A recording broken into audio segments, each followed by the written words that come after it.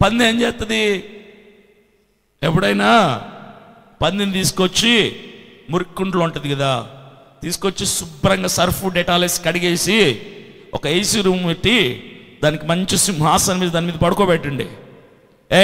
ఇక్కడే పడుకోండు, నీకోసం నేను మంచి ఆహారం తీసుకొని వస్తాను. కిచెన్ గదిలోకి వెళ్ళి మరలా ఆహారం తెచ్చి లోపల అది ఉంటుందా ఉండదా? ఏసీలో ఉంటుందా? సింహాసనం మీద ఉంటుందా? ఎక్కడుంటుంది?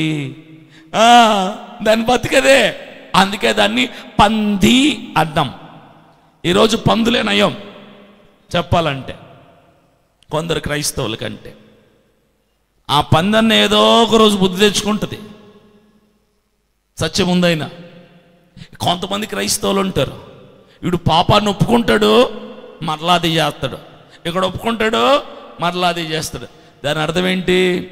అతిక్రమం దాచిపెట్టి వాడు వర్ధిల్లడు, వాటిని ఒప్పుకొని చెప్పాలి. నెక్స్ట్ ఏంటి? ఒప్పుకొని విడిచిపెట్టువాడే. ఒప్పుకోవడం గొప్ప కాదు. ఒప్పేసుకుంటే ఏముంటుంది? ప్రభువా నేను పాపిని ఒప్పుకున్నావు, ఓకే ఒప్పుకున్నావు, ఒప్పడం ఏం కాల. ఒప్పుకున్న తర్వాత ఏం చేయాలి? విడిచిపెట్టాలి. దేవుని దగ్గర ఒప్పుకున్న పాపాన్ని విడిచిపెట్టేవాడు మాత్రమే ఆయన కనికరమును పొందుకుంటాడు.